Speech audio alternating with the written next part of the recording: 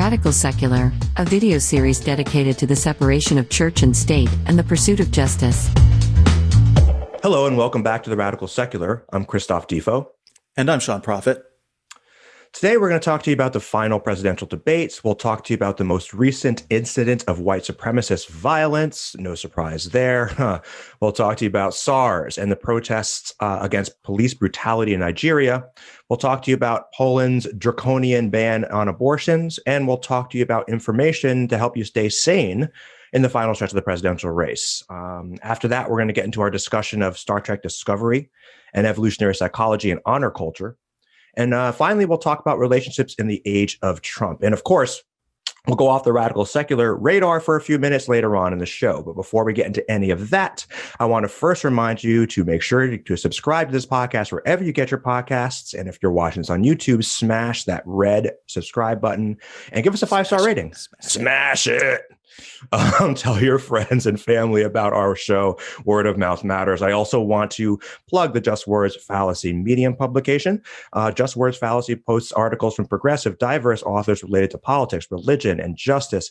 Just Words Fallacy is the narrative companion to the Radical Secular podcast. The link is in the show notes. If you're interested in publishing your work on the Just Words Fallacy publication, here is our contact info. Email us at theradicalsecular@gmail.com. Follow us on Instagram at @radical_secular. Follow us on Twitter at @radicalsecular. Please subscribe to our YouTube channel, podcasts at Apple, Google, Spotify, and Stitcher. Okay, now let's get into some shirts. Sean, you want to go first?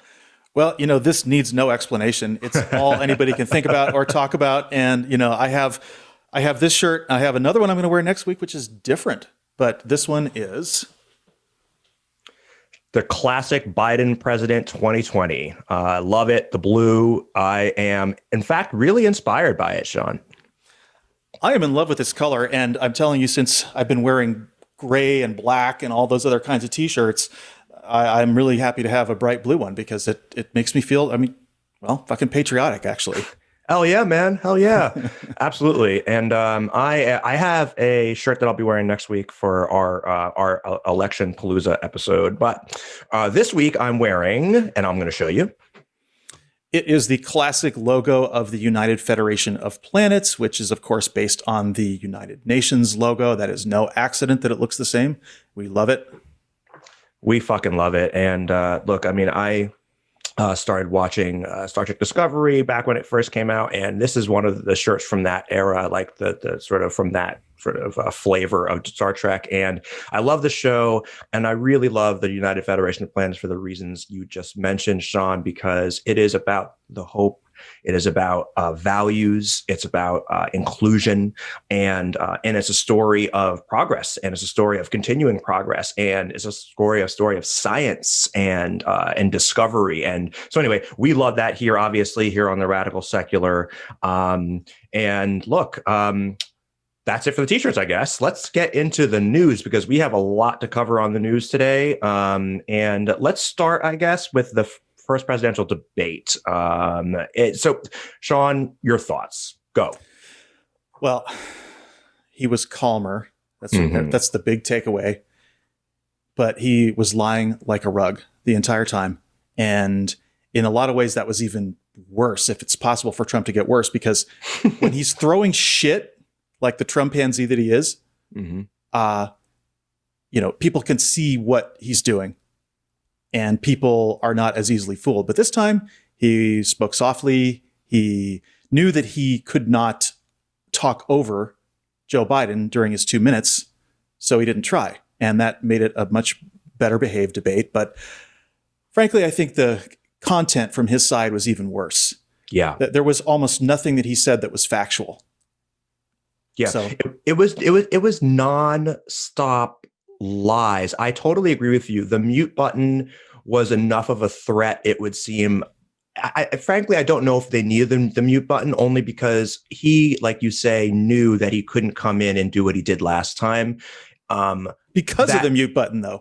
Yeah, and I think that's right. And that's a really interesting dovetail to what we talk about a lot, right? That people respond to incentives, and you need regulations, right? And so when there aren't regulations, what people do is like some people will follow the rules and do the right thing. Joe Biden will, but there's always going to be a Trump. There's always going to be somebody who's going to take advantage of the fact that there aren't rules. So there has to be incentives, and the mute button certainly created that. And this is the same thing I said about the vice presidential debate, and that is this didn't change anyone's minds, right? Like, and that's the bottom line. It's interesting because I still am absolutely flabbergasted every time I contemplate the undecided voter.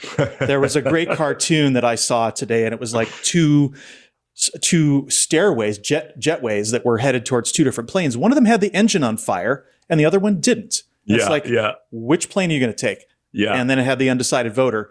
And some smartass still popped up on that and said, I'll walk. Oh, come on. It's just, we talked about this earlier in the show too, right? This idea of like, look, earlier today when we talked about the fact that this idea that we need to hold to our principles. And so like my principles are, let's say I'm a Biden or I'm a Bernie, an ex-Bernie guy. And I'm like, my principles are that I cannot vote for someone who is not for Medicare for all. And therefore, I'm going to walk. I'd rather walk 3,000 miles than I can't get on the burning plane, but I'm unwilling to get on that plane. So I'll walk 3,000 miles. That kind of attitude is precisely why we're here right now.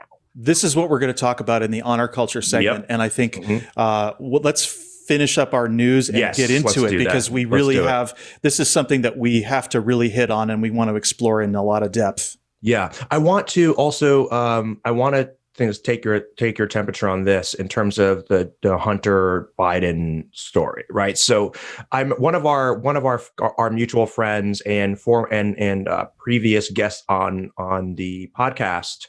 She mentioned today on Facebook, right, that she is feeling this heat, like in terms of the Hunter Biden email thing being the Hillary Clinton email thing. So I want to take your temperature on that. Like where do you stand on that? Well, it's first of all, the Hunter Biden story is obviously bullshit. And obviously, if it wasn't that story, it would be some other story. Mm-hmm, and this is one of the things that I think we on the left have to be very careful about. And that is sort of getting into blaming ourselves for right-wing dirty tricks. Right. And there were a lot of people who were angry at Hillary about the emails. There were a lot of people who were angry at Ruth Bader Ginsburg for not resigning during the Obama administration. Right. And it's like, yes, okay, these things may have been contributory, but the right will always come up with some form of rat fucking no matter what we do. And for us, getting us to blame ourselves is stepping right into that trap.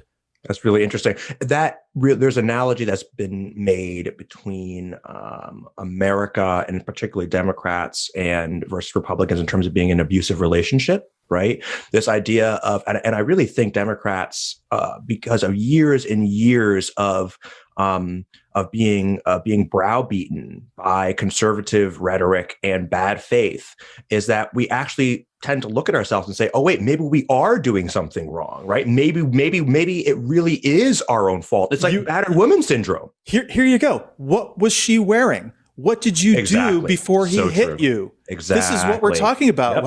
How he hit you. There must have, where there's smoke, there's fire. Something must have been wrong with you in your relationship. Why did he divorce you? Why did he leave you? Right? All of these kind of victim blaming things are unfortunately too close to on the lips of the left at this point.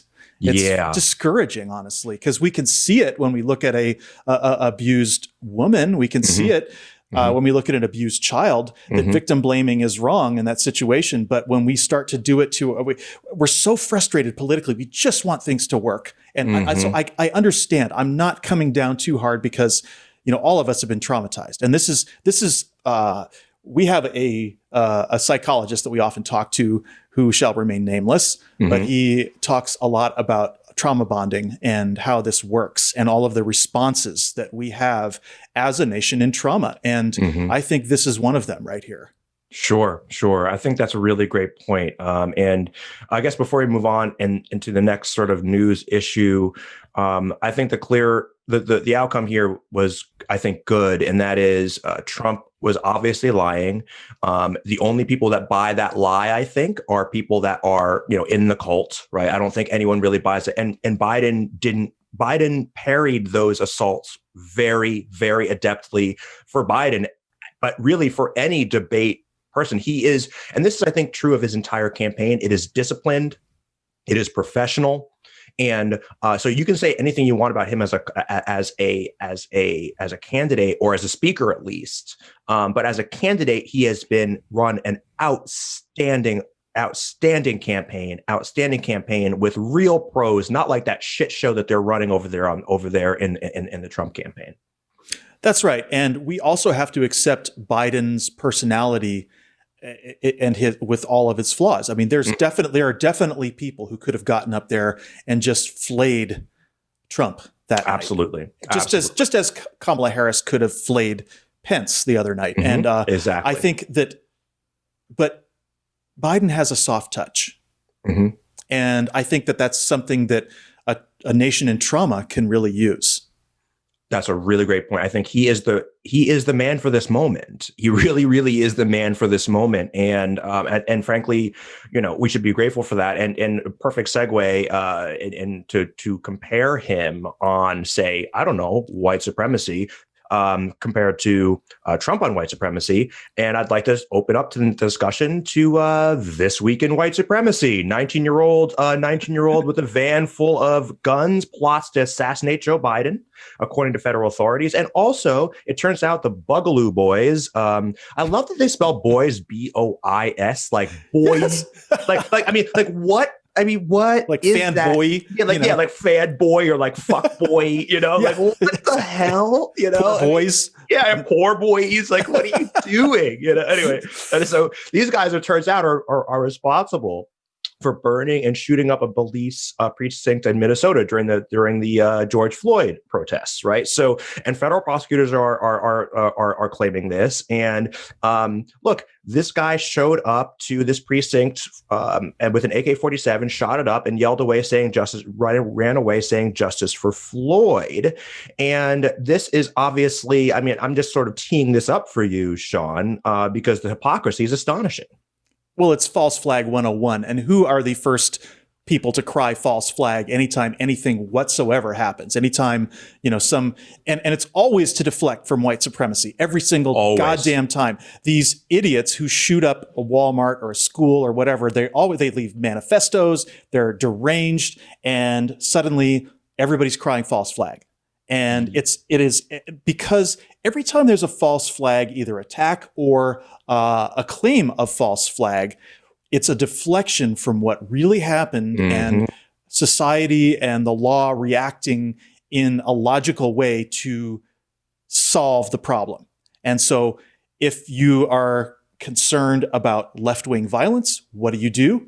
You send out a provocateur to make that a self-fulfilling prophecy. And then you can say, see, all those protests, they're violent. And then you can actually blunt the point of the protest.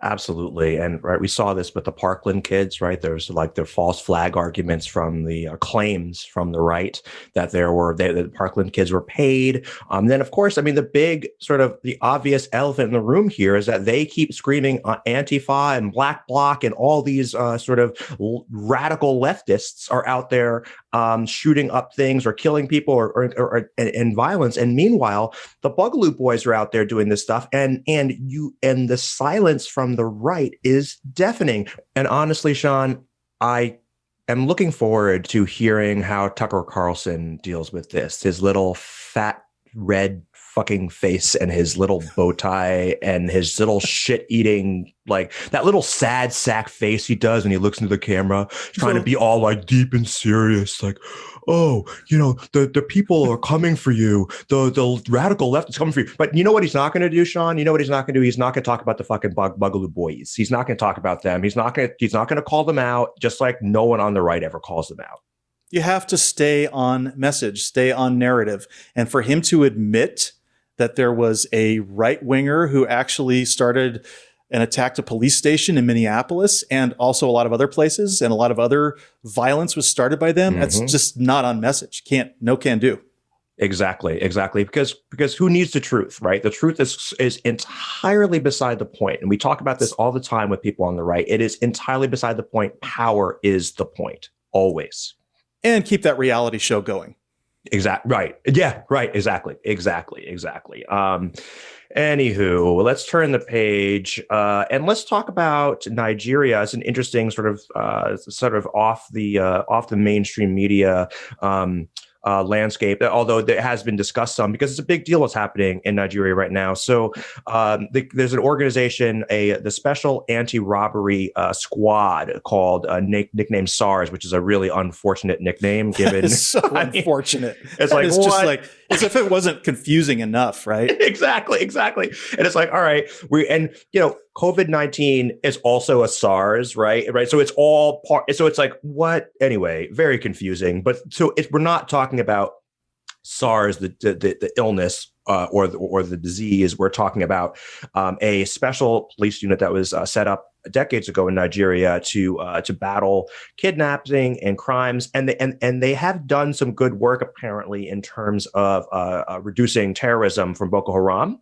and so they were good for a while. But what happens is these sort of organizations become, when they're unaccountable, they start doing fucked up things. So back in June 2020, Amnesty International released a report that documented at least 82 cases of torture, ill treatment, and extrajudicial execution by SARS between January 17 and May 20. And the protests in Nigeria that are happening right now were sparked by a viral video that allegedly showed SARS officers killing a young man, extrajudicial killing. Authorities, of course, deny the video is real, and the man who filmed the video was subsequently arrested, which provoked even more outrage. Now, so that is sort of the landscape of what's going on there. Sean, you have a friend, and we have a friend, I guess, that's out there. I do. Well, I want to say a couple things. First off, go for it. That is that Nigeria is a huge country. Mm-hmm. We think Americans are guilty of such tunnel vision when it comes to the rest of the world and even knowing what's going on in the rest of the world. But Nigeria, you mean those shithole countries? Yeah, but I mean, I've been to Nigeria, which is why I could say this. But other than the fact that I'm also aware of what's going on there because I pay attention. Nigeria is a country of 200 million people, folks. 200 million. That is the population of the United States in about 1965. Right. So Nigeria is a huge country. It is a diverse country. And it's a country that actually has a government set up very much like our own. It is a federal system. They have 3 senators instead of 2 per state. They have 30-something states. But I think it's just really important for us to understand as Americans that when we hear about this news going on over there, that we think of them with some empathy. We think of them as people who are, this is not just some shithole in Africa. This is a real serious country. They have, their economy is up and coming. I mean, when I went there in the late 70s, they had almost no economy. And now they are a huge oil producer. They rank 7th in the world by population. They have a GDP of about $500 billion. So they're not a rich first world country, but they have a lot going on. And so when something like this is happening, these are people who we could relate to if we knew them. And that's why I was very shocked because I hadn't heard about this in the news. And my friend's name is I believe it's pronounced Ade Thompson. It's spelled ADE. And he said on October 21st, I woke up this morning to the sound of gunshots. Less than 3 minutes away from the house, police opened fire on protesters, killing 3. In Ijesha, another 4 people were killed. This evening, I made a cigarette run, and the police came around and opened fire. Wow. I took off running back home. Within my part of town alone, 7 people have been killed today. The bodies are still on the streets. Children, mothers, and fathers who will never return home again. Wow. Folks, I mean, this is somebody I know. This is somebody who went to school in the United States. I believe he went to University of Texas. And he is experiencing these conditions right now that we can't even imagine. Yeah. And, I think this is super important. And I am of African descent. As you know, I am Cameroonian on my dad's side. My dad was born in Cameroon. I was born in Dakar, Senegal, actually, years after my dad came and went to school in the United States, met my mother, and then we moved back there where I was born. We lived there for maybe 5 years. Me and my younger brother were both born there. One of my younger brothers. I bring this up because I really do think that there's this idea of what Africa is, right? From an American perspective, which is Africa is a diverse place, right? It's a diverse place with all kinds of different climates, all kinds of different people, all kinds of different religions. There's French Africa that was colonized by the French, right? There's British Africa, Dutch Africa, right? There's various sort of places, right? That and different cultures that have sort of evolved as a result of that. And so a place like Nigeria, like you say, is a powerhouse in Africa by any standard. Is a powerhouse in Africa. They have great natural resources. And so that is what a lot of what their economy is built on. But we should feel solidarity with these folks is the point, right? And even if they weren't from a relatively well-off country, at least by African standards, like we should relate to them because they are fighting for justice, just like people are in the streets, just like people are being killed by police officers here. These people are being, butchered by police officers in full daylight. We have some safeguards in this country. We have people give a shit when they see a video clip of someone being executed by the cops. But in the Philippines, in Nigeria, in Brazil, in even Belarus, Belarus is a white European country. Same shit's going on right now. We have like people are being rounded up and there are huge demonstrations all over the world. And it's the same issue we're facing here with Trumpism, authoritarianism, authoritarian crackdowns, lack of accountability. It's the same issue worldwide. We are in solidarity with everyone who is fighting for freedom anywhere in the world. That is absolutely right. We at the Radical Secular are against oppression, tyranny, and we know here that this comes in the flavor of religion, right? It comes in the flavor of orthodoxy, because those things, you cannot separate those things from authoritarianism, right? Theocracy. We're going to talk about now. In fact, it's a perfect segue because now we can talk about Poland, right? Because we see these same things happen all around the world. We're seeing the grip of authoritarianism. And by the way, we could talk about Russia, which is very, very related to Poland's history, obviously, because of the Iron Curtain. But in Russia, it's not just that Putin is a dictator, which he is, and an authoritarian, which he is, but he also is connected to the church there, the Orthodox Church. He panders to that religious minority that religious power, just like every authoritarian does. They put on that mantle of godliness, essentially, right? Well, here's what happened. Let's take a little bit of a trip back to the way that communism dealt with the Russian Orthodox Church. And this is what has happened everywhere where the communists had taken over in the 20th century. They suppressed religion, they suppressed the church because they didn't want the opposition. And so they taught people a form of scientific humanism as a replacement for religion. And so a lot of people, I have had a lot of friends who grew up behind the Iron Curtain at various times. They came to the United States. They usually become very right-wing because having grown up in a communist system, but one thing they don't usually lose is their secularism, because they were raised to believe in science. And other places in the world where there is a heavy cultural Christianity, that just doesn't happen. And so what we saw is that labor in Poland was outraged at the repression that was coming from the Soviet Union. And so Lech Walesa and the Labor Party in Poland were able to overthrow that government and put in place a free government. But Then what happened? Poland is a very Catholic country. And so all of a sudden you lose this sort of oppression that had happened under communism of religion. Religion reasserts itself. And now we're in a situation where Poland has LGBT free zones. They are banning abortion. They are going back in there and doing everything that these theocrats want to do everywhere they get power. And so it's kind of like you trade the master of Soviet tyranny for the master of Catholic tyranny. And where are you? You're just right back where you started.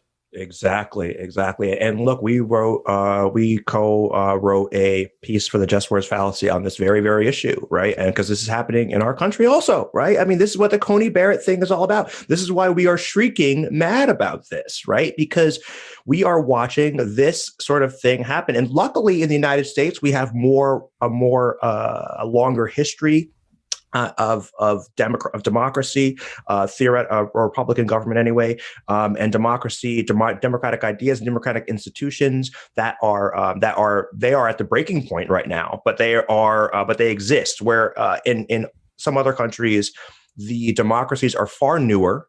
Right, they are far, and corruption is far more embedded in in Nigeria, for example. I mean, that is the hugest problem there. Right, it is the corruption, and with the SARS people, the SARS agents, police force. That's the major complaint there. That they extort. Extort citizens, right? This is what happened. This is what Ade was saying when I was talking to him. He was basically saying that, that he actually would prefer to have President Trump take over Nigeria than the current president that's there right now. And he knows how damn bad President Trump is. So for him to say that, they must have, this guy's a real tin pot dictator over there, man. Sure. And this is what I'm talking about, right? And we, luckily in this country, a guy like Trump, the idea that a guy like Trump is a step up from what the level of corruption that we're dealing with there in some of these countries, right? And then get back to Poland, right? This is a huge step backwards for women's rights, for civil rights, for women's rights over their body, and it's a cautionary tale, man. I think it's a cautionary tale for us here in the United States. Well, it really is. And they go for this is how you can, there's kind of a pecking order of authoritarianism first. So they go after gay people, they go after transgender people, they go after women. But they will get to you. I don't care if you're white, straight, whatever, they will get to you because corruption hurts everyone. Theocracy hurts everyone. And that's what we have to make is you think you're safe. You're not safe. That is such a great point, right? Because it's always, there's that adage, right? They took the Jews and I said nothing. They took X, Y, and Z person and I said nothing. And then one day they came for me because they will come for you, right? If you are living well, and we wrote about this in the article, the goal is to extract power from everyone. So they go for the least powerful first, because that's like picking off the weak part of the herd, right? The people who don't have a lot of power, they're easy to pick off. But ultimately, the goal is to usurp all the power. That is the goal. It must be. That is how theocracy works. Right. And all the power and no accountability. So the accountability has to go away on the path. So this is what happens. And this is definitely, of course, in Poland, this is a Catholic thing, but I believe it's the Law and Justice Party is what they call themselves, I believe, in Poland. And there's a couple other countries too, Hungary being one of them, that is having this same problem where they're just chipping away at the courts. That's the first thing they go for, the courts.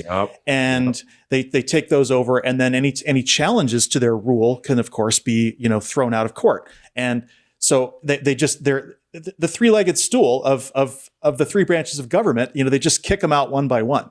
Right. That's exactly right. And like you said, we see this happening in the United States as well, in terms of taking over the courts, because the courts are great because they're unaccountable. So if you have people in the court system the judges and the Supreme Court in the United States, right? When you have people at this level, you can basically get anything rubber stamped that you want, and you can get anything thrown out that you want. So it doesn't matter. Even if people can vote, it doesn't matter. It doesn't matter. And then you end up with sham voting like we have in Russia, which is like people vote, but come on, no one takes that seriously. It doesn't matter who votes. It matters who counts the votes. That's what matters, right?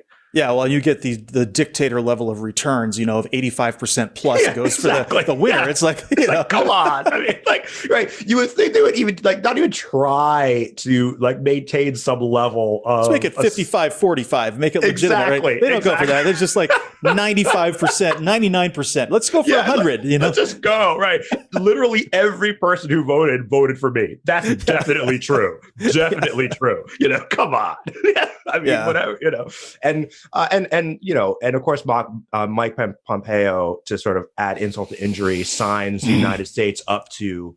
Maybe you should talk about this, the sort of Geneva Consensus Declaration, right? Oh, it's a horrible thing. Well, this is what they do whenever the Republicans get in power in the U.S. They immediately ban abortion funding everywhere else in the world. And of course, they put our State Department, instead of trying to make peace and dealing with, all the war that's happening all over the world and all the major conflicts, what is our State Department doing? It's finding out ways to ban abortion worldwide or to discourage abortion. So this Geneva Consensus Declaration is basically essentially saying that there is no female right to abortion.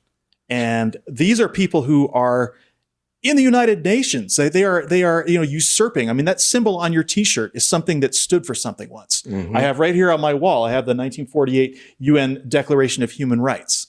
Yeah. And that's what that stands for. And right now, the United Nations is a joke. They constantly put people who have horrible human rights records in charge of the Human Rights Council. And here we go, this situation here where, of course, Saudi Arabia, Egypt, Hungary, Indonesia, Uganda, which has been taken over by U.S. Christians, Belarus, United Arab Emirates.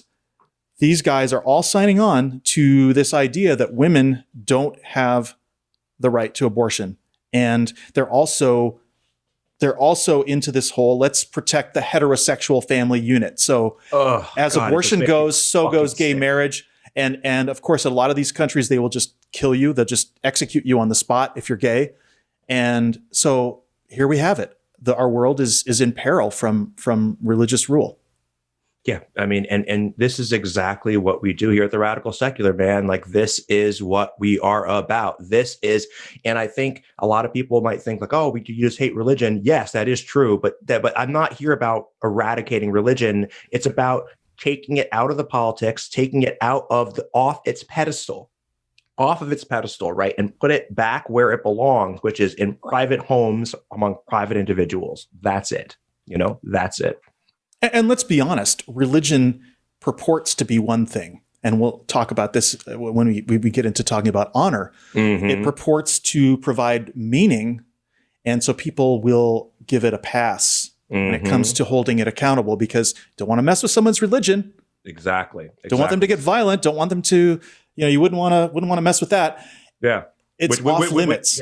Yeah, it's off limits. Exactly. It's taboo to even talk about it. And this is why we have to vote, man. This is why, we don't have, you and I as individuals don't have a ton of power, but the power that we do have, we need to wield it. And we need to take the first step toward sort of getting the world back. And that's obviously getting Joe Biden elected. And before let's wrap up the news here, let's just talk about this. Let's just talk about, I read this great 538 article and I wanted to sort of go over some things about it. So and basically some basic ideas about how to stay sane, some basic facts to help us all stay sane toward the end of the campaign. So first of all, keep the context of COVID-19 in a pandemic in mind, right? Because we're all afraid, right? I'll be on the left. We're naturally afraid. We saw things happen in 2016. We're not happy about it. It's been 4 years of pure misery, practically, with some bright spots in 2018. But here we are. But I think it's important that we remember that COVID-19 is the story here. Here in our liberal bubbles, or those of us who are home a lot, it's easy to think that that it's sort of people aren't thinking about it, but it is absolutely animating the race. It is the race. And of course, Trump's approval ratings on COVID-19 are terrible. Also, but we also should not assume that it's in the bag for Biden, because the last thing we want are people sitting at home and not taking it seriously. So right now, apparently, and I'm reading this now, Trump has a 12% chance of winning the Electoral College. I think it went up to 13 since yesterday. So now it's up to 13. So that's not zero. right? No. That's not zero. It was 30, I think, last time. Is that right? Yeah. Yeah. It's 30. So what do you think about the state of the race? Like, how are you feeling about it? Well, I'm terrified. And I'm trying not to engage in bedwetting. That's President Obama's term. He was joking about this, that a lot of Democrats are bedwetting. And, everybody's nervous. Everybody's nervous. And I understand that, because if we go into this, a second Trump term, we lose democracy. All of these things we're talking about that are happening in Poland, they're going to happen here. We're going to have extrajudicial killings. There's going to be camps. They're going to be closing down media. All of these things that we have managed to so far avoid for the most part in the first Trump term. When he gets the almost, half the judiciary, forget about it. So the stakes couldn't possibly be higher. And that is why people are wetting their beds and chewing their fingernails down to a nub. It's insane. And yes, okay, maybe Biden shouldn't have said the thing about the oil. And we wish that Hunter Biden wasn't a story. And we wish the polls weren't within the margin of error in some places. And we wish that Amy Coney Barrett wasn't about to get confirmed, And we wish that we had more Democratic delegations to the House in case the election ends up there. But wouldn't you rather be the side that's up 10 points in the polls? Wouldn't you rather be the side that has an 87% chance of winning on 538? Wouldn't you rather be the side that has a record turnout in early voting? And wouldn't you rather be the side that has Kamala Harris? That's all I got. Well, you know what? Yeah, absolutely, man. And I think that's a really great way to wrap this up, because of course we could talk about the news all day long, but going into this race, I think that we Democrats have to pick ourselves up. If this were in 2016, well, first of all, there are fewer undecided voters right now, which is great for us, right? Because the undecided voters at this point will probably break to Trump, but we don't know. And but we should expect the race to tighten in the next 10 days or however long it is left, which is insane. Maybe a little. We should expect it to tighten a little bit. But look, we couldn't really ask. Would I love to be up 20 points? Of course I would. But being up 10 points with a week and a half out is fucking good. That's about as good as we can expect in this environment. This is about as good as we can expect. My big concern is this, I think, is the mechanics of the election itself. So by that I mean the counting and the mail-in ballots and people fucking up the mail-in ballots and all that kind of stuff. So that kind of stuff is what keeps me up at night, right? Mm-hmm. It's not the sheer numbers or the sheer turnout. I just don't think there is much more for Trump to wring out of his base. I really don't think there's that much more. And he lost, and independents are breaking all away from him. So,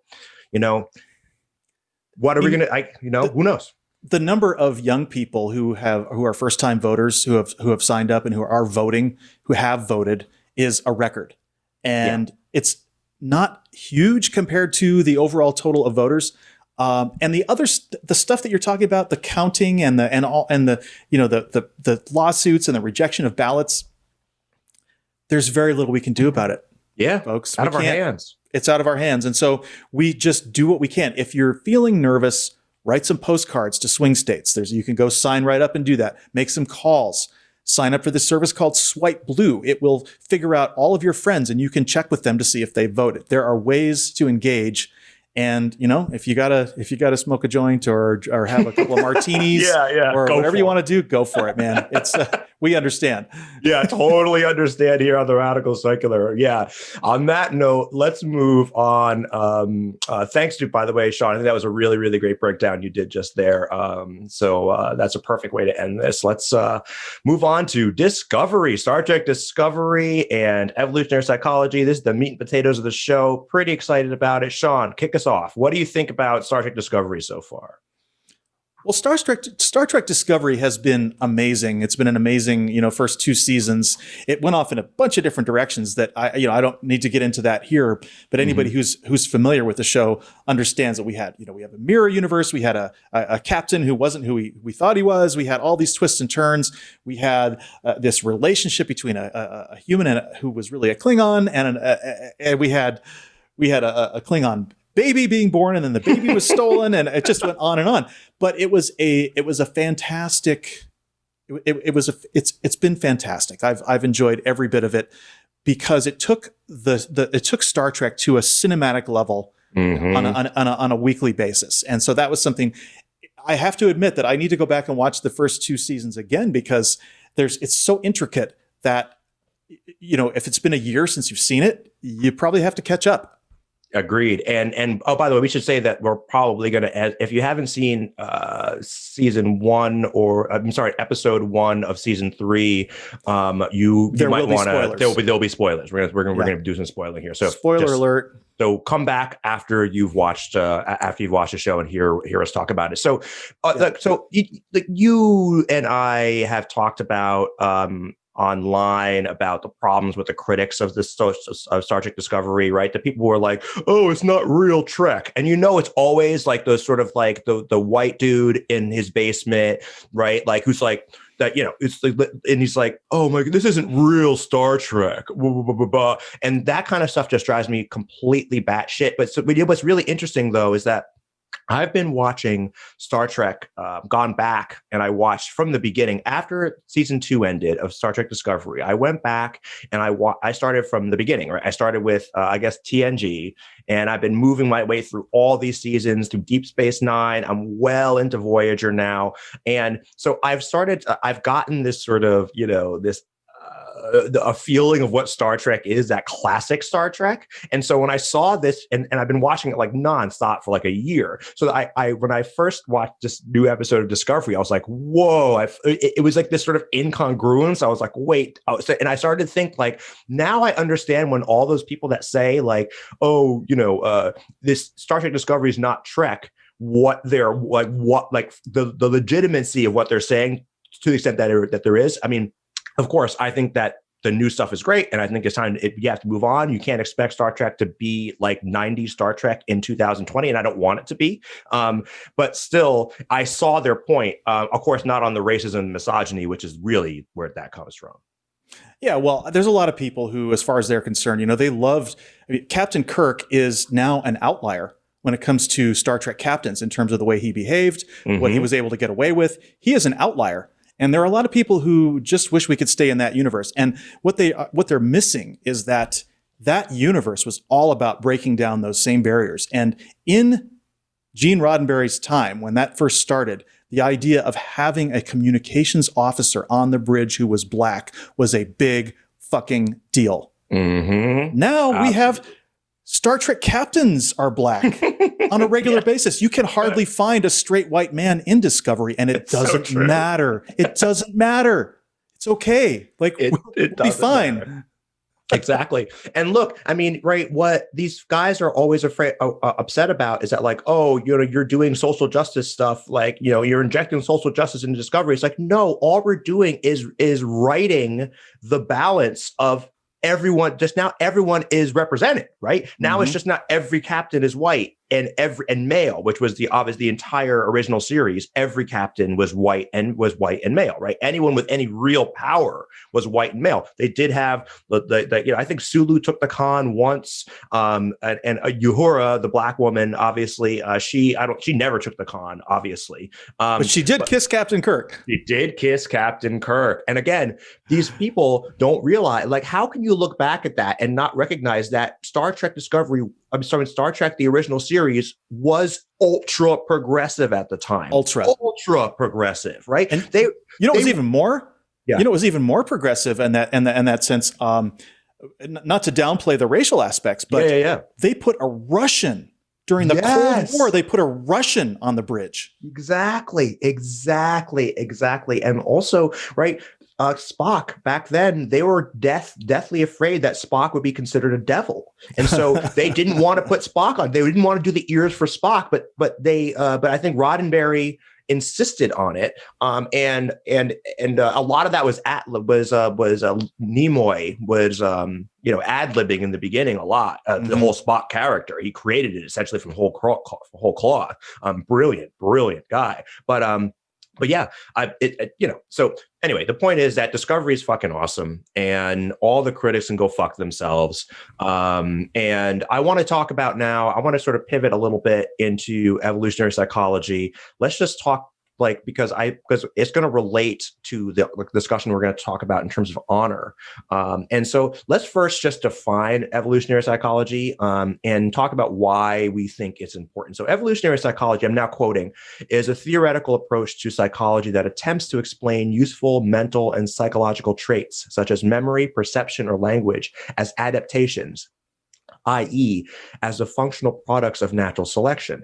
The purpose of this approach is to bring the functional way of thinking about biological mechanisms, such as the immune system, into the field of psychology, and to approach psychological mechanisms in this similar way. In short, evolutionary psychology is focused on how evolution has shaped the mind and behavior. Though applicable to any organism with a nervous system, most research evolutionary psychology focuses on humans. Evolutionary psychology proposes that the human brain comprises mainly many functional mechanisms called psychological adaptations or evolved cognitive mechanisms designed by the process of natural selection. Examples include language acquisition modules, incest avoidance mechanisms, cheater detection mechanisms, intelligence and sex-specific mating preferences, foraging mechanisms, alliance tracking mechanisms, agent detecting mechanisms, and so on. Evolutionary psychology has its roots in evolution and cognitive psychology and evolutionary biology. So, Sean, I know you've talked a lot about and think a lot about evolutionary psychology. I think it's fucking fantastic and the most comprehensive sort of approach or explanation of why we humans do what we do. Why do you think our listeners should care about evolutionary psychology? Well, pure and simple, because if you don't understand evolutionary psychology, then you don't understand evolution. Because everybody people who accept science, who aren't batshit nutcases, okay, people who accept science understand that we evolved from single-celled organisms, that we have a common ancestor with chimpanzees, bonobos, great apes, all of that. Okay, so this is well understood in science, but what is controversial still and should not be is that our minds evolved in the same way as our opposable thumbs evolved, as our vision evolved, as every other thing evolved, our minds evolved. So somehow from the place where we had, single cell organisms until now, our minds evolved for us to survive. And so it's the idea that somehow people can be born and they can be taught anything. Not true. There is no blank slate, and that is why I'm so much on the warpath about this. Because when you believe in a sort of religious orientation, you believe that a child can be, train up a child the way he should go. When he is old, he will not depart from it. The Bible quote, and that is bullshit. We are programmed to do and want certain things. Most of us want the same things. Most of us will behave towards others in similar manner. That is why you can go to you can study psychology and you can predict how people are going to behave. And this gets into the concept of free will. But the reason this is controversial is because many people have worldviews that they don't agree with what our evolutionary psychology says about humanity. So, for example, if there's a certain proclivity that we have as humans sexually, the way that we are kind of designed or the way we evolved to behave, men behave toward women, women behave toward men, the way that we, things like, high male parental investment strategy, that is an evolved strategy. With women, there is coyness and shyness and sort of reticence to mate because of the high cost of mating. And so any of these subjects that you bring up there are a lot of liberals who freak the fuck out and they try to say they are as bad as creationists in terms of the denial of human nature. And they will, whenever someone brings up IQ or someone brings up any part of how we evolved and the differences between the sexes in how we think, things like that. Anytime someone brings that up, there's a huge outcry from certain people who don't want evolutionary psychology to be discussed, and I think it's wrong. Wow, that was fantastic. That was fantastic. Thank you so much for that, Sean. And I want to pile on here and talk about Steven Pinker. Steven Pinker unbeknownst to Steven Pinker, he is a friend of the Radical Secular podcast, because he really is. He has there's two great books. He's written many great books, but two that are foundational, frankly, is the Blank Slate. Right, the Blank Slate, and because in that book he tackles he calls it the modern denial of human nature, and that goes to exactly what you're saying here. This idea that we are born, and this is a very prominent on the left, that we are, it stems from fears of eugenics or racial hierarchies. Yes, so it stems from that fear, but in that process, the left tends to deny the reality that we are animals and that we have a nature, just like dogs have a nature, right? And it is largely programmed, 90% more. I'm not going to go into percentage because I'm not a professional here, but it is mostly programmed. And again, this gets into the question of free will, like you say, right? And the other thing that he talks about too is the idea of the ghost in the machine. We have this idea that and this actually dovetails a little bit to our talk about meditation and the idea of self, a couple weeks ago, right? This idea that there is someone that the homunculus, the little homunculus is in there. Yeah. They're in there pulling the strings, driving a little truck and looking at my eyes, that sense that, again, another fallacy. And of course, the third fallacy is the noble savage fallacy. The idea savage. That we have to get into that. Exactly. If we just go back to before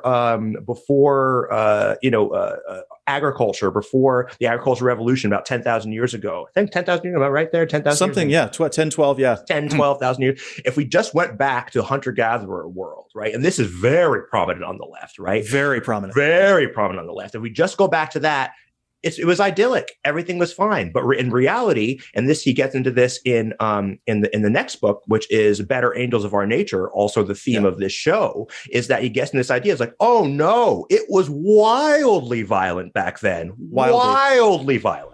Well, there's another thing I wanted to pick up on this blank slate business, because one of the reasons why you'll hear this, even Barack Obama. I'm sorry. Oh yes. All apologies to Obama, but his speech was awesome, by the way. This past week. Oh my God, it was outstanding. But still, it's great. But on this one point, he says that racism is he says that racism is learned.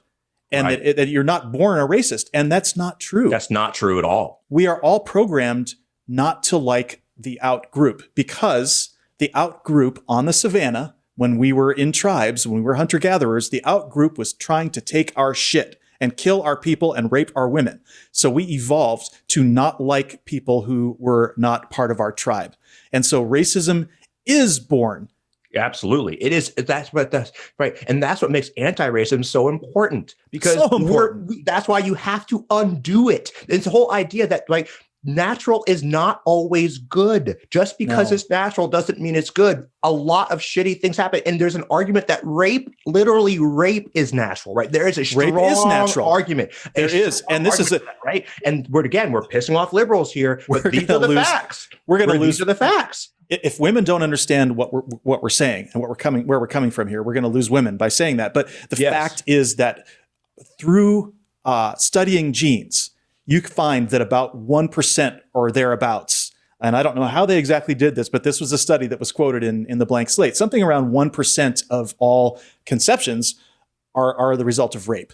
And if you look at it in the animal world, okay, that's not really hard to understand, because animals don't consent. There's no permission, right? So one of the things that makes us human, one of the things that separates us from the animals is that in civilization, we insist on consent. That is a major difference, right? That is exactly right. By saying that rape is natural doesn't mean it's okay. Exactly. And this is what really scares people on the left. They're like, and this is why they go with the blank slate argument or the noble savage argument, because like it's easier to say, hey, no, it's society that creates these problems, right? It's video games, it's whatever it is, but really, no, this is just how we are. We're animals. And by the way, I have never, like, cats. I'm a big fan of cats. Obviously, I have two, and I talk about them all the time. I love them, but they are just raped. That is what happens to female cats, right? They don't go and be like, hey, and I'm not saying that's not true across all species, right? Most species. You can't exactly ask for permission. No, exactly. So I want to say this to our female listeners, our women listeners whom we love, and that is, no one is justifying rape, right? It's not that is not the argument here. The argument isn't that yes, well, it's natural, so therefore it's good. The argument is precisely the opposite, is that a lot of the things that we do, and this is what he calls the five inner demons, right? Mm-hmm. in Better Angels of Our Nature, the five inner demons. These are things that are part of being a human being. And it's an act that we are all actively responsible to eradicate those or in ourselves. Let's talk about first the noble savage, okay? Because this really bears on the discussion of rape that we're having. Mm-hmm. And in the section on the noble savage in the blank slate, he talks about the fact that in prehistory, something on the order of 60% of young men died in combat. Unreal. There was no choice. There was no choice because the other tribe figured out it was easier to take your stuff than to make their own stuff. It was easier. If they wanted to expand the tribe, including women, by the way. Kidnap your women. Kidnap the women. Bring them back. Rape them. And all of this kind of stuff. So rape and murder is what we were born from. We were actually born from it as a species, and we've self-domesticated. That's a whole other subject that we can get into in another show. But we did self-domesticate, and we figured out how to stop this violence. And so the agricultural revolution was actually a huge part of that. And the reason it was a huge part of that is because we created a warrior caste. The warrior caste were a small group of people that dedicated their lives to fighting and allowed the rest of us to engage in learning, engage in culture, create art, music, all of those things that humanity has created from the beginning of time happened because we created a warrior class. That's a really great point. And again, man, we're just pissing off liberals today. You and I have a great deal of respect for the military for this exact reason, right? Yeah. They are what allow us to not also be in the military. You know what I mean? Exactly. Or else we'd all be in the military. Because we'd all basically have to defend ourselves constantly. If you're a liberal who likes to sit and drink lattes and have a stimulating conversation and listen to shows like this, thank the military that you're free to do that.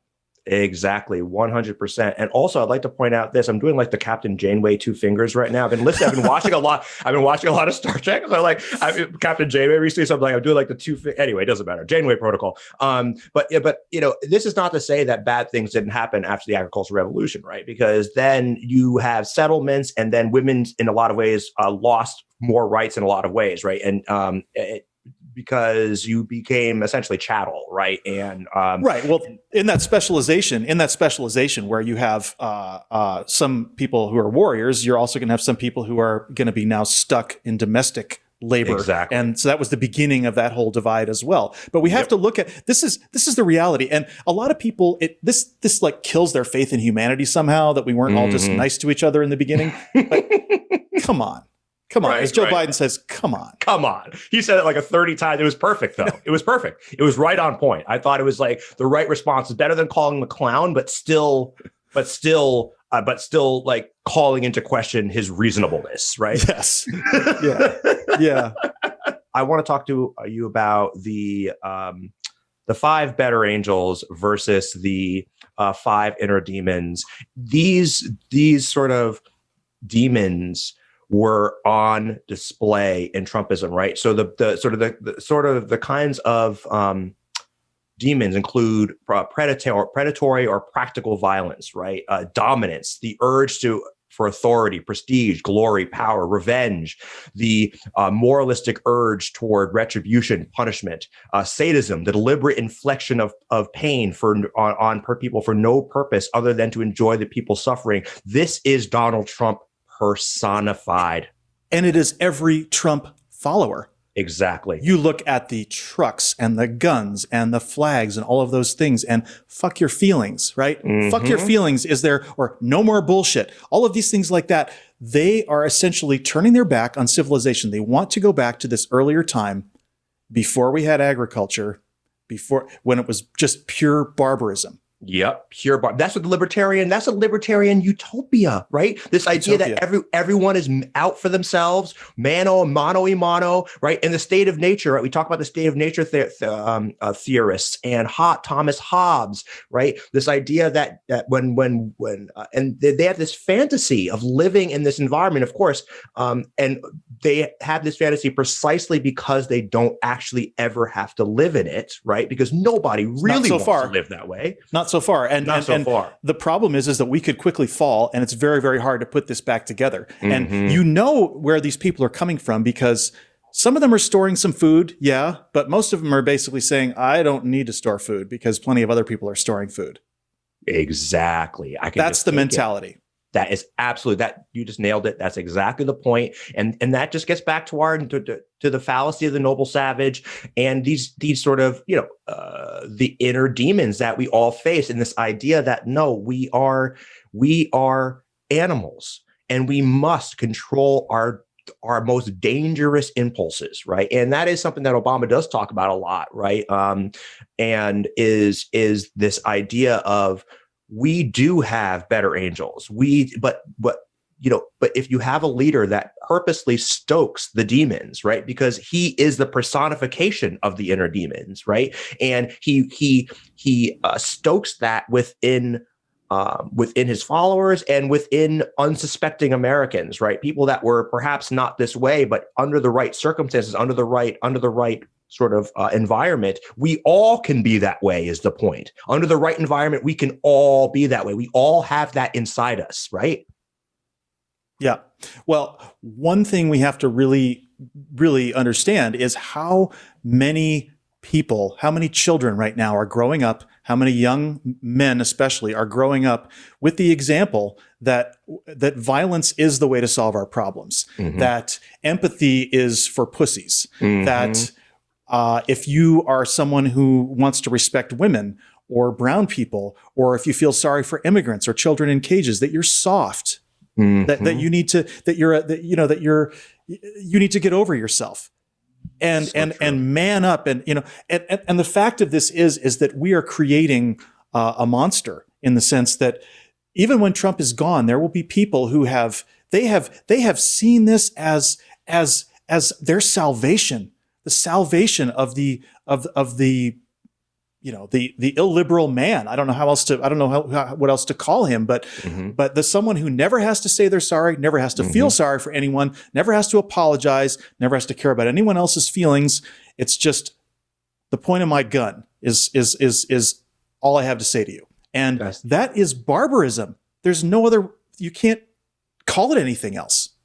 That's absolutely right. And let's, you know what, I'm going to go through briefly the 5 better angels, right? Which are the exact opposite of these things. Empathy prompts us to feel the pain of others and align our interests with their interests with our own. Self-control allows us to anticipate the consequences of acting on our impulses and inhibit them accordingly. The moral sense, which sanctifies a set of norms and taboos that govern the interactions among people in a culture. Important. These sometimes decrease violence, but can also increase it when the norms are tribal, authoritarian, or puritanical. And then reason, of course, which allows us to extract ourselves from parochial vantage points. It looks like I'm missing the 5th better angel on my outline, but you see the point. There's certainly enough there, and what we have to understand, that a lot of this is determined by who you consider to be a member of your in-group. Mm-hmm. And mm-hmm. prior to Trump, all of us were Americans. Right. Now we've got a situation where no other president has divided America in like Trump has into worthy patriots versus, people who in the shithole cities, shithole countries, all of this thing. No one has done that. And so we talked about this in one of our earlier shows about basically saying we are all part of the American family. Mm-hmm. That is what a president is supposed to do. That is the definitional role of a president, is to tell us that we are all part of the American family and to heal those divides. Because if you start allowing tribalism to get going in a country, then we're going to turn into a country of barbarians. That's absolutely right. We talked about the cold civil war, right? And that is what we are facing right now as a nation. And it's due, right? These rifts are always there. We have our big differences in this country. But when you have a president like Obama, whose entire thrust is pulling people together, and then on the complete opposite end of the spectrum, and a complete opposite of all of those values that I just talked about. And also, by the way, the complete opposite, I'm talking about Trump now, the complete opposite of Federation values, right? The United Federation of Planets. And this is sort of like, I think, a nice, interesting, a good segue here to sort of talking about Star Trek and the Star Trek values and what it all stands for. Now, we are seeing what happens when those values are eschewed, when they're put to the side, and when they're subordinated. We see the worst of us, of Americans, the worst Americans, and the worst of in Americans come out. But let's talk now about this about Star Trek, and let's get into honor culture, and let's connect this for our listeners to psychology, evolutionary psychology. Yeah, well, I just want to briefly digress a little bit into the episode. It was a 2-part episode in Star Trek Enterprise called Terra Prime, and what happened is that in Terra Prime we saw this occur where it was keep Earth for humans. And they wanted to get rid of the aliens. They didn't want any mix. There was a Vulcan human hybrid baby that was born. And this is very similar to the way Discovery started out. Discovery started out where the Klingons were doing the same racist bullshit and saying, keep Klingon for the Klingons. And they were pulling together their 24 tribes in the Klingon Empire to oppose humanity, who they said never trust humans. They say they come in peace, but they're not. And the same thing happened here. A Trump-like figure took over Earth and gave all aliens like 24 hours to leave. And it's a very excellent episode if you haven't seen it, called Terra Prime. And that is exactly what we're talking about. And there is still always this tension, even in this imaginary 22nd, 23rd, 24th century scenario. You still have this tension over who gets to be in the tribe. It's fundamental to who we are. It is fundamental to who we are. And the great thing about the Federation is that it's all about expanding the definition of that tribe, right? Like that is what the whole idea of that. I mean, Federation values are all, or the Federation's aim is to find new people that are out there, new civilizations, right? Connect with them and allow them to be, if they want to, be part of this family, right? And that sense of honor, which is the good kind of honor. Yes. We've seen honor can break both ways. It can be the reason why you might, if your platoon is under attack and a grenade, comes near you, you might jump on the grenade knowing it's going to kill you, but it's going to save the platoon. And this is something, on down the line where we see people are highly decorated for their valor.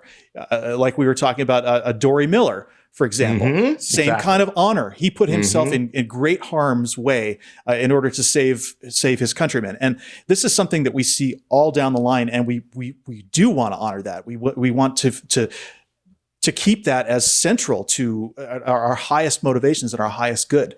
And it's not always something that involves violence or defending against violence. It could be something, as in the case of this officer who was not commissioned, but he was an officer nonetheless, who the 3rd season of Discovery actually starts with him waking up, and you see him in his bed, you see him getting ready, and he is at his post, and he's at his post. But in his time, the Federation no longer exists.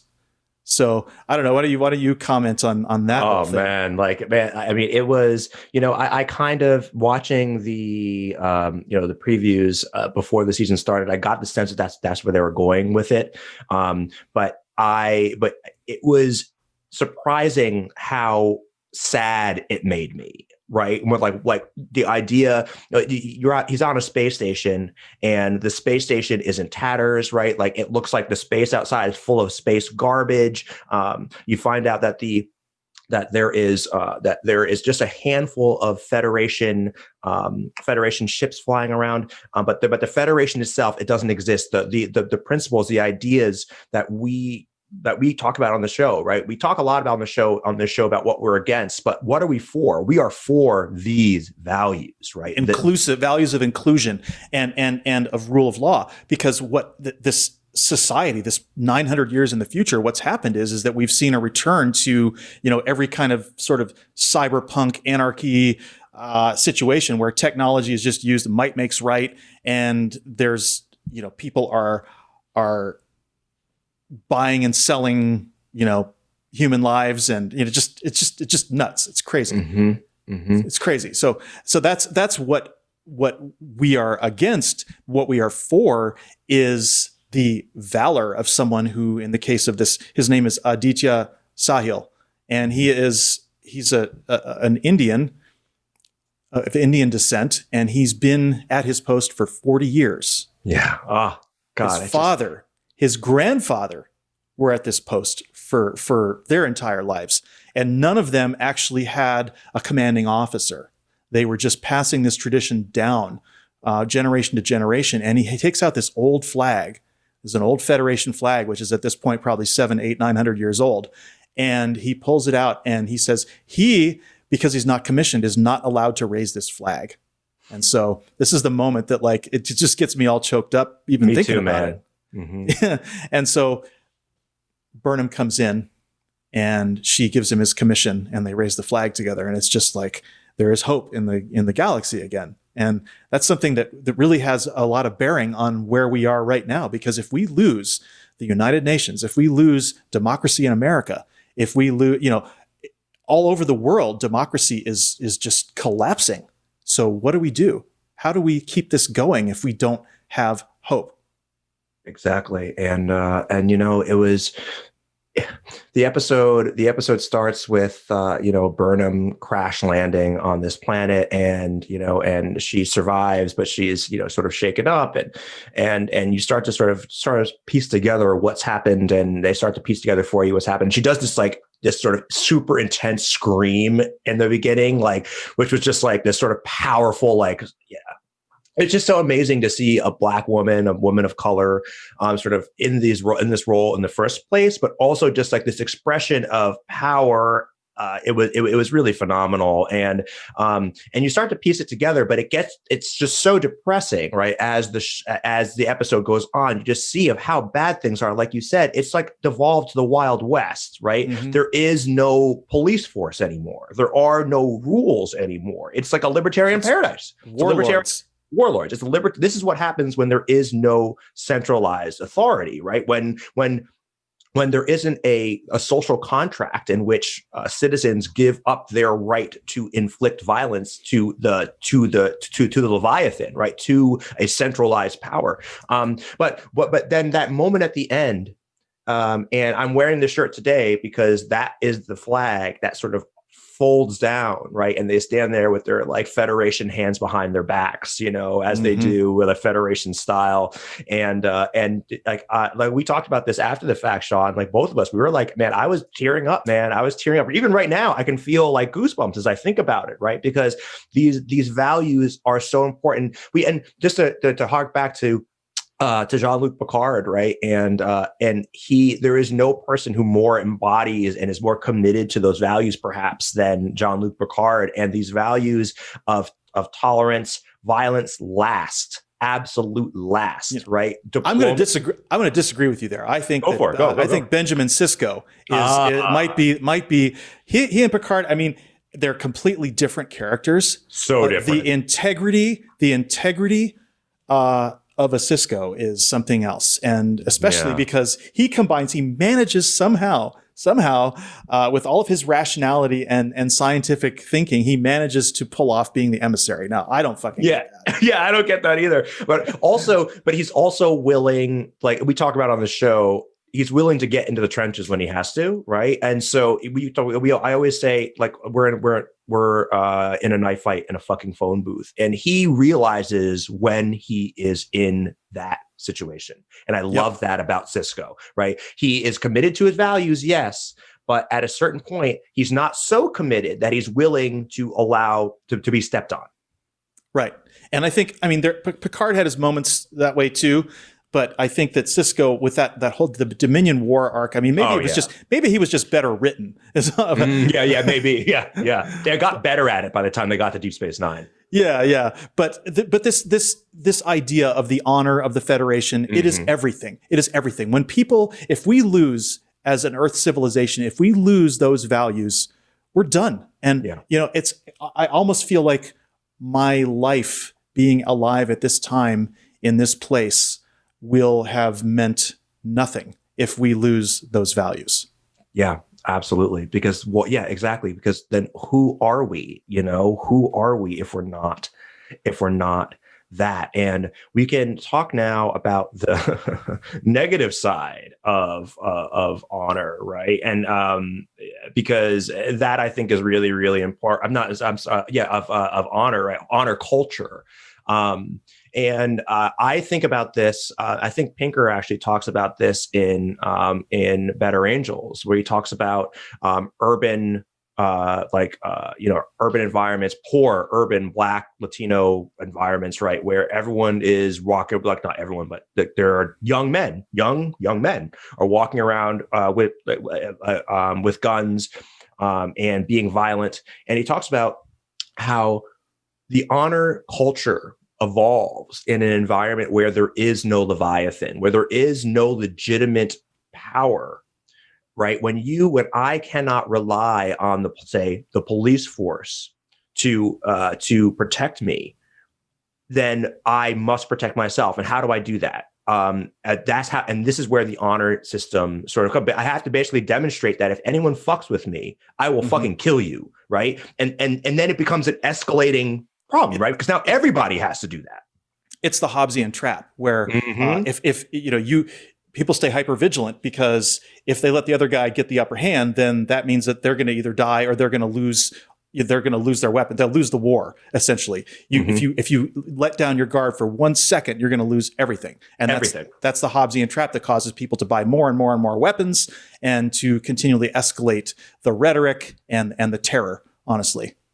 Absolutely. And a sort of another sort of manifestation of this is in this sort of American West, right? In the sort of Wild West, right? Where frontier justice, where there is no reliable source of justice. Then this is what happens. And again, I want to sort of tie this back to the human element, right? This is the case. This is not about the virtue of the individuals, right? If you put any individuals into this kind of environment, this is how the human animal responds to that kind of environment. And I think that's really important because it ends up being this just world fallacy argument where it's like, oh, those blacks are just killing themselves. In Chicago, let the blacks go kill themselves. But it's like, no. If you swapped out those people with white people, right? If I took you and put you there, we'd all have to do it. Or else it's a Hobbesian trap.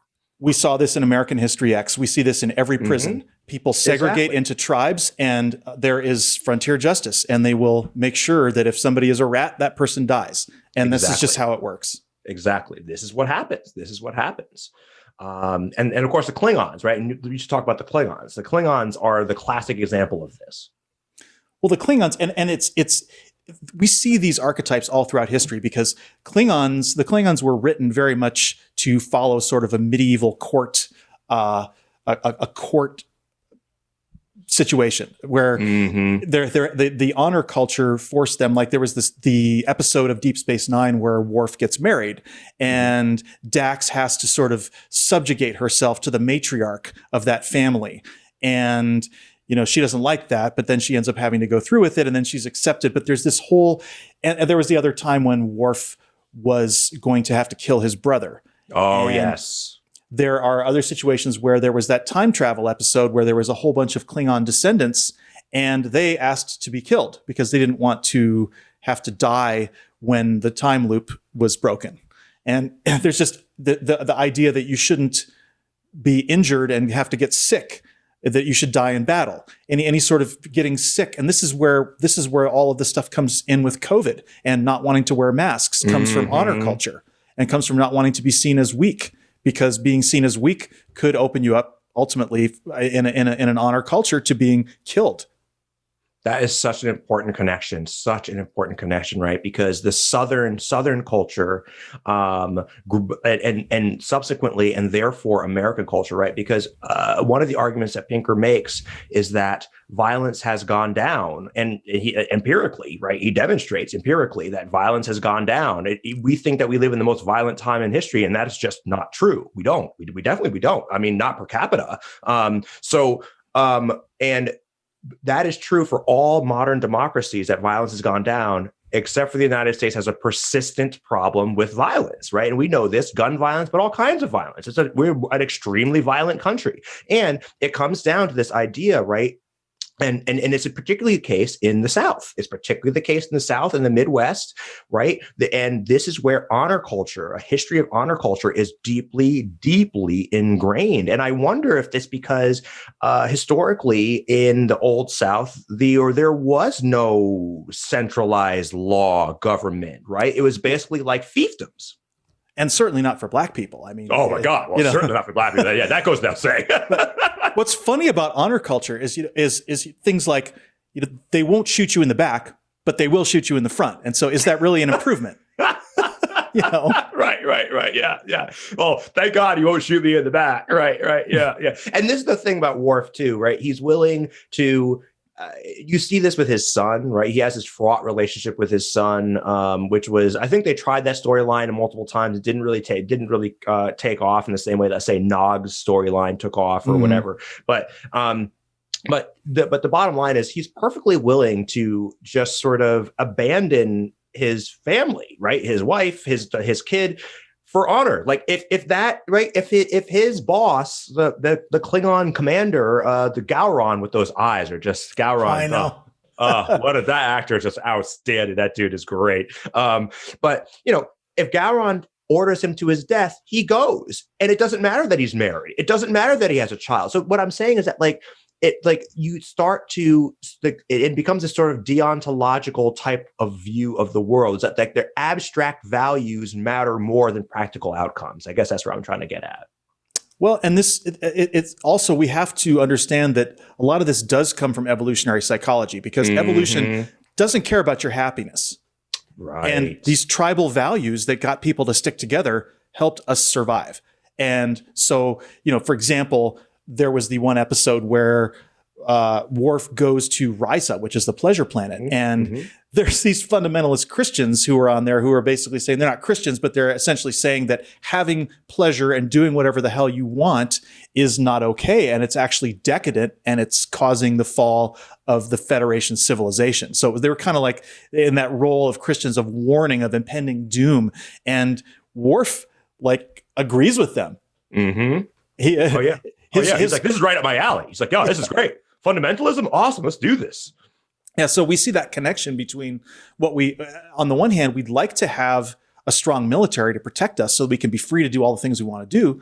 But that military culture spills over and starts quashing what we allow ourselves to do. And that's how they get in charge. It with religion and militarism and corporate power, you get those three things together, and suddenly we're not free to do the things that we should be able to under a constitution or freedom of expression.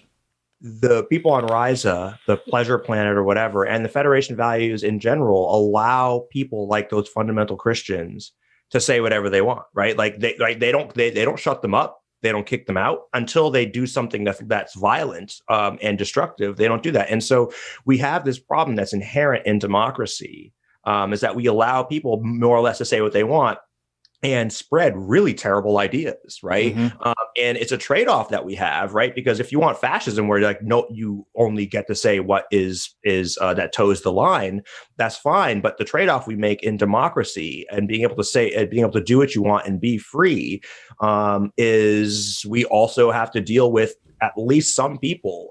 Even at the margins, we can exclude people on the margins, but there's going to be people in the middle that we're going to disagree with. They're going to have really, really terrible, bad ideas. And we kind of have to listen to them or allow them to talk anyway. It's the paradox of tolerance, as we're so fond of talking about, is that if you allow the spread of ideas that are moving us toward a closed society, then we will not maintain an open society. So that was Karl Popper's paradox of tolerance. And we've talked about this in several episodes before. We should have clamped down on white supremacy a long time ago. All of our law enforcement agencies in the US government have been aware for decades that these white supremacist organizations were a threat. And they have not gone after them. The last time anybody tried to go after them, was that Ruby Ridge situation, and then the situation with the Malheur Wildlife Refuge. Right. And they sort of went after them. They killed one guy, but they didn't really, they haven't clamped down on these anti-government extremist groups. And that's a problem. I'm sorry. Even as a liberal, I think that's a problem. I agree. I think that's definitely a problem because, again, there is no, these people are subversive, right? They're literally subversive. They're right. It's not like Timothy McVeigh, right? They are not, that's how far back this problem goes, right? We're talking now the 90s. So it's this idea, and they get treated with kid gloves. Can you imagine if that guy who tried to assassinate Biden or was plotting to assassinate Biden was a Muslim? It would have been over. It was over. Come on. Yeah. And so this was going on back in the 90s. And I remember some people I worked with, some people I knew were like, they didn't call it the Boogaloo back then, but like, the Boogaloo's it's about to jump off. And then we did see, like a year later, the bombing of the federal building, and that happened. So they are a consistent threat, and I think that we're going to end up seeing some bad things coming out of this. And this is why I can't abide friends or family who support this kind of thing. Yes, and that's actually a really great segue. Before we get into that, let's just go off the radical secular radar for a moment and just touch base, man. Because for me, I spent some time this past week, because we just talk about such heavy stuff all the time. Sometimes it's fun just to talk about stuff that's just not that heavy. Like when I hung out with my friend Lauren at her house. Me and Lindsay went up there, Lauren and Jim went up there. We hung out. We had some Negronis. It was awesome. They're like ultra, anti-racist progressives. And it was just so refreshing in this environment that we're living in right now. It's like everything, you can cut the tension with a knife. It was just really great to go over, see some people, hang out, sit by a fire. I also this week bought I bought a new helmet, an adventure helmet, because a friend of mine who rides got seriously injured this past week. And I was like, and it was just the kick in the pants that I needed to be like, okay, it's time to buy a new helmet. My helmet's old. You're supposed to buy a new helmet every 5 years. So I replaced the helmet. And then tomorrow I'm planning to do literally nothing except for maybe watch TV. But what about you, Sean? Well, it's been basically work and politics. That's about it for me, because I have obviously my duties that I have to do for work, and I take care of those. But whenever I have a free moment right now, I've been doom scrolling like mad for the last week, and following every little thing, to try to feel some relief from this anxiety of the election, because I know what's at stake. What's at stake is everything that we're talking about here. The entire it's really the future and the history of humanity. This is it feels like we've all come down into this one moment where it's a tipping point. And I can see that if this doesn't go the right way, it's going to be a countdown to some pretty severe destruction that none of us have ever seen in our lives. So I'm sorry. I wish I had something more off the radar to talk about, but this has been my radar for this week. Yeah, man. It's I totally hear you. I totally hear you. And again, I think for me, it's been a lot of anxiety management. Mhm. And like you say, I think a lot of the times is being engaged can help.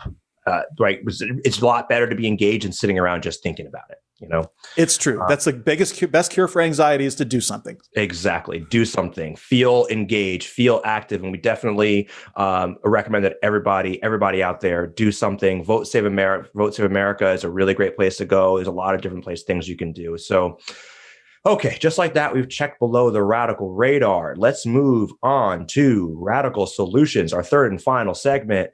And this is going to be short because we're short on time, but we want to explore here in this segment. I like to explore what it means to approach life's problems from a radical secular perspective. And today we're going to talk about how, as we kind of segued from the last segment, how do we deal with relationships in the age of Trump? I have Trump supporters in my family, which is fucking crazy because my family members, as you might think, are Black. But I know you do too, Sean. So, what do we do with these? What do we do with these people now? What do we do with these people later? It's tough to talk about it because it's very close, and you don't want to cut people off. But I would say that it becomes a matter of trust. I believe with all my heart that if a hardcore Trump supporter had to choose between my life and their beliefs, they would take their beliefs. And that's the problem. I can't trust that person. I think that it's beyond even a religion. Like you could say this is a religious dispute, but it's beyond even that. It is how we see humanity. And if you see humanity as divided into worthy and unworthy, that's a recipe for genocide. And what they see is the reverse of that. They see that there is a white genocide because to them, all the meaning that they have in their lives is dependent on white supremacy. And that's what it comes down to. They can deny it all they want, but you get into the weeds, you get into the arguments, you get specifics, and they are claiming that people who are not white are not capable of living together in civilization with white people. Yeah. They are claiming that people who are not white are not capable of producing culture or scientific discovery or having the intelligence to navigate a shared civilization. And I wanted to bring up the point of Nigeria with this because Nigeria is a nation of 200 million people that has something on the order of 30 tribes. And just because they're all Black does not mean that there's any less conflict between those tribes than there is in our country between our tribes that we have. And so for someone to say that it is impossible to have a multicultural civilization, that is a misreading of history. It's a misreading of evolutionary psychology. It's a misreading of politics. And frankly, you can't be a human being and decide that other human beings are unworthy of participation in civilization. It's non-negotiable. There's nothing else to be said. When someone feels that way, I can't have a relationship with that person. I can't trust that person. Yeah, I think that's right. And I too, as you know, have people in my family, as I just mentioned, who are Trump supporters, and they are anti-abortion Trump supporters, right? So that is, but they're also connected to Church Universal and Triumphant, right? And that is a cesspool of Trump support there. And, I think the biggest thing for me was, and I won't mention any names, but was this particular family member, I couldn't, at this point, he hadn't admitted that he was a Trump supporter, but I confronted him because I was like, look, you on LGBTQ rights, and he doesn't think that marriage, gay marriage is anti-gay marriage and all that. And I said, so you're saying to me that you think that this civil right, one of the most fundamental things that we do, partnership, right? which has legal implications, cultural implications, right?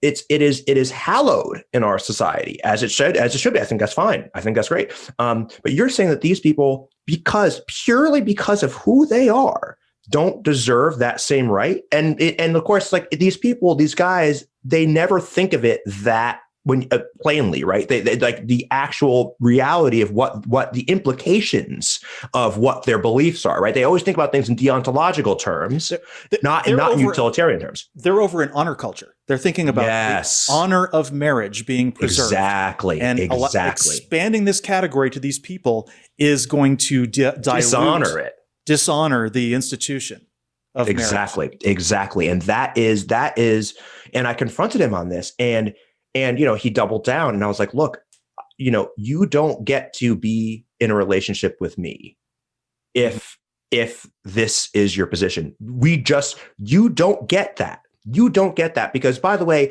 and this guy's married to, like me, to a white woman. And it's like, do you realize that, can you not see the connection here? Can you not see the connection here? Do I really have to paint the picture for you? And of course I did have to. Mm-hmm. And it's like, oh no, how is this a civil rights issue? What? How is this a civil rights issue? So again, my point is that how do you navigate that relationship? I navigate that relationship by saying goodbye. I'm sorry. Goodbye. And because people like you and I, well, we are committed to our principles, right? So I'm committed to like principles before personalities. That's funny enough an AA saying, but it really does stick here. It's like, so just because you happen to be my family member doesn't mean you get a pass. You don't get a pass on your bigotry. That's my point. You don't get a pass on my bigotry. And like, look, there are some relationships that are far enough away from me, right? Mm-hmm. That like, I'm not really connected to that person. And so like, I can, whatever, be Facebook friends with them, right? Mm-hmm. Or whatever. I don't care that much. But when it comes to people that are going to be in my orbit, right? People that I'm actually going to regularly interact with, people who are going like, no, absolutely not. Absolutely not. You can't sit at the table. You don't want to be in love with. You don't want to hire. You don't want to fuck. You don't want to associate with anyone who is in that situation. Why would you? What are you going to, how can you avoid this elephant in the room? Exactly. Mm-hmm. It's a deal breaker. And what I even said even further than that, because I understand that we may be in a situation where even if Trump loses, these people are still going to be around. They're still going to be trying to, sort of segregate themselves off from the rest of us. And they're still dreaming of that barbarian civilization where they can lord over the others with power and with might to make sure that there is not equality. Yep. And that is their dream, just like our dream is to be inclusive. And the two they don't work. They don't fit together. You can't go forward as a civilization with that sort of person. And so I've said many times, I will not reach out to these people if they want to come back, come into the light, come into a civilization that has a federation or a United Nations. Because remember, one of the biggest boogeymen that these people have is globalism. Mm-hmm. They are nationalists, blood and soil. They think that there's something different about various countries. And that in itself flies in the face of evolutionary psychology, because we know that all of us have the same brains. We have evolved to have the same brains, and that means we all want the same things. Exactly right. And I'm really glad that you tied that back to evolutionary psychology, because again, the theme of this show and because it is and this is why I imagine so people on the right would hate this, because it demonstrates conclusively or pretty conclusively that we are the same. We're the same, right? We're fundamentally the same. There is no real difference between us. The only difference really is, sure, there are genetic differences, but they aren't. But we're mostly the same. We're mostly the same as apes, right? Like, let alone other human beings. We're practically the same as other human beings, right? We are practically the same. And so the the nation state, and I'm as patriotic as anybody else, but the nation state or the planet itself, right, in relationship to future other civilizations that we may or may not come in contact with in the future. I think hopefully we do. But we are our entire planet. All of us organisms on this planet, and certainly all of us mammals, and certainly all of us primates, and certainly all of us great apes, and certainly all of us human beings are virtually identical, and everything else is just a lie. The lie of whiteness, the lie of nations, of arbitrary lines in the sand that divide nations. Those are just made up. They're just made up. They're totally made up. It doesn't mean they're not valuable in some sense. It just means that they're made up and they're arbitrary. It's a construct. And by the way, we have to put the thing front and center, and that is that you cannot solve climate change from a nationalistic perspective. It doesn't work. It will never work. That right there, these people are basically ready to flush civilization down the toilet entirely because they won't solve climate change. They won't allow a global government to come into play that can force certain nations to meet their quotas, that can put us in a position where we can solve this. Okay, that's number one. And the second point that I had is that as much as we are different, you and I versus some people in the South who are super into honor culture and their guns and everything else like that, we all have the same brains. And so we have to look at what's the difference. And the difference is that in our culture, we cannot get away with that stuff. There are checks and balances. If we say those things that those people routinely say on a daily basis, like "fuck your feelings" and racist and sexist and homophobic and all that, we can't get away with that in our culture. We would lose all of our friends and our relationships.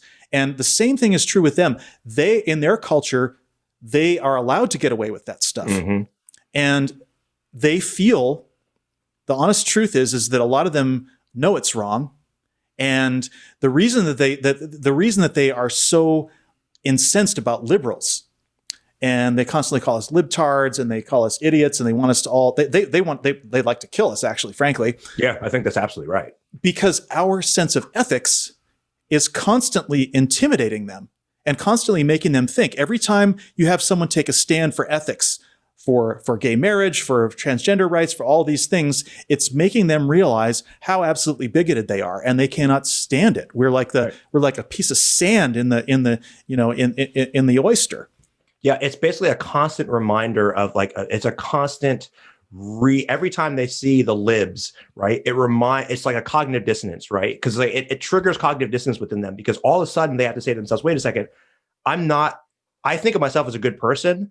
These people are demonstrating that I'm not a good person. And that causes dissonance, right? That causes dissonance. And I want to loop this back before we close. I want to loop this back to don't be a safe space to anyone's bigotry. And I think that is how we deal with these people, because these people are going to exist, but we have to find a way to contain them. And that's what we have to do going forward as a nation, literally contain these people and their terrible ideas. Well, I'm going to bring this back to where we started, which was with the debate and the idea of the mute button. And the mute button. That's awesome. That's awesome. It was an incentive. And as soon as that happened, okay, Trump lied his ass off, but he didn't interrupt. And if we want our family members to have an incentive if they care about us at all, and I'm not convinced that they do, honestly. I think the family members that I have that have gone for Trump and that have gone over into that whole barbaric mentality, I don't think they give a shit about me. But the fact of the matter is that maybe in their darkest moments or whatever, when they're actually thinking about me, maybe that will be a seed that will be planted, because I would not stand for their bigotry and their bullshit. And maybe at some point it sinks in, and I'm not going to make the call. I'm going to have to get the call. And when I get the call, that call is going to have to contain not just a change of heart, but why did you change your heart? Why have you now decided that you care about these things, that you were willing to risk this relationship? You're willing to throw me away to defend this bigotry. Why have you changed your mind? And what about you should I now trust? And what are you going to do to make amends and to come back into the fold of civilization and civilized behavior? What are you going to do that is going to make me want to have a new relationship? Because it's not going to be the old relationship. That's gone. Exactly. That's gone. It's over. What are we going to do to now choose that we want to be a part of each other's lives and we want to be a part of each other's company? And what are you bringing to the table here? Because I don't feel like my rejection of bigotry is anything I ever have to apologize for. Exactly. I totally agree with that. That was such a great summation. I think that is absolutely right.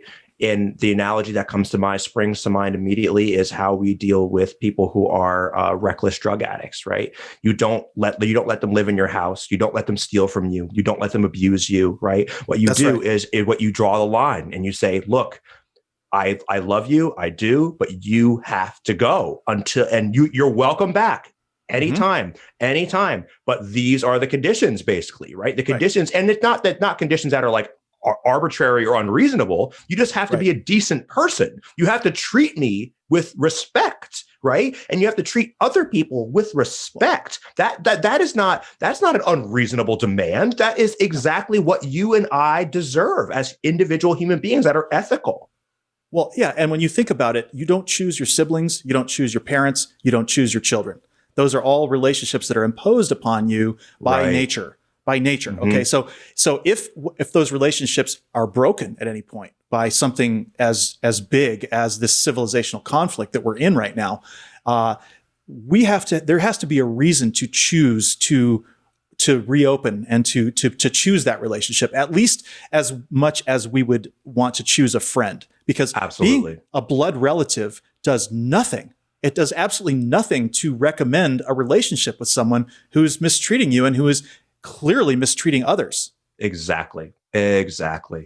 Oh man. So man, we could go on relationships for a long time. In fact, I do want to have somebody, a friend of mine, who I won't mention her name right now, but she's going to come on and do relationships with us. She's a therapist. And if you're listening, you know who you are, and we can't wait to get you on. She's very, very busy. But anyway, let's wrap it up there. And once again, I want to remind everybody to make sure and subscribe to this podcast wherever you get your podcast. And if you're watching us on YouTube, smash the shit out of that subscribe button and make sure to give us a 5-star rating. Tell your friends and your family about our show. Word of mouth does matter.